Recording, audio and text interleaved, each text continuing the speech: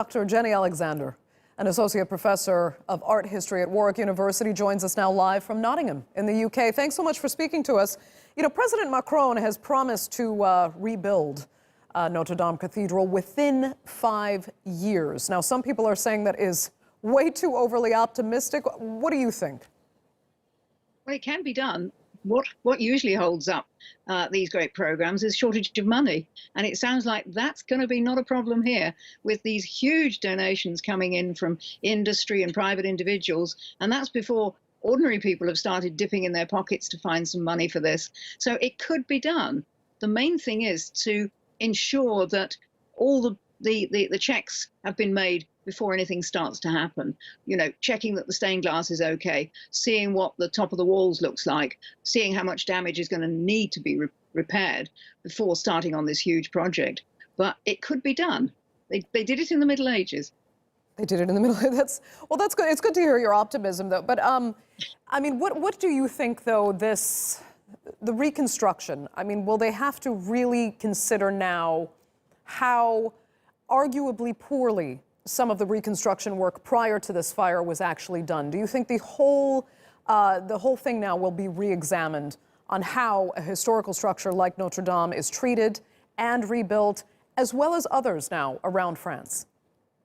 Yeah, this is a vital question. Attention's obviously going to be focused on what's happened in the recent past. But Notre Dame was really lucky because in the 19th century, when it was in a poor condition, they had an inspired architect called Eugène Viollet-le-Duc.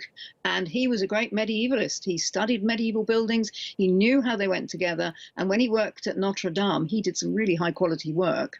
So the spire was his. He based it on what he found in the building and said, this is how it should be. But he's thrown down a challenge for us.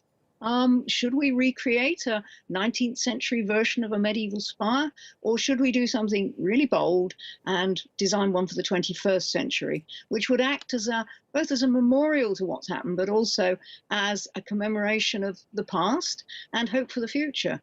But yeah, it's sensitive. What is your personal opinion on that? It's exactly what I wanted to ask you next. You brought up the spire, obviously. Now there's like an international competition being held to redesign it. How carefully should that really be considered before you get too modern or too inventive? You know, if saying is, if it ain't broke, don't fix it. The original design obviously worked. Do you think it's a good idea, though, to give it a modern twist, if possible? Well, let's think in the way that the medieval masons did. And they built modern.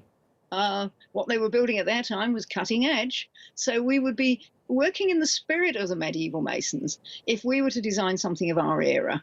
I mean, it's going to take terrific vision on the part of sculptors, engineers, architects. But I think an international competition to design something suitable would be very, very interesting. Very interesting. Can you tell us, where have you seen that work before? The concept of putting a modern addition onto such an old traditional structure. I've seen it in Berlin. Some people argue whether or not it actually looks good or not, with the church on Kudamm, for example. Where have you seen good examples or not good examples? Yeah, it's easier to find the ones that don't quite work because usually it's a terrible compromise between what was intended and what finally goes through the endless committees that have a view on all of these things. It is difficult, and you've put me on the spot asking for a good example. I can give you plenty of medieval ones where the Masons just said, right, we're going to do something new and of now. That's much easier. But yeah, I'd need to come back to you, or in the words of your late President Reagan, I need notice of that question. Okay. Dr. Jenny Alexander, thanks so much for joining us there from Nottingham in the UK.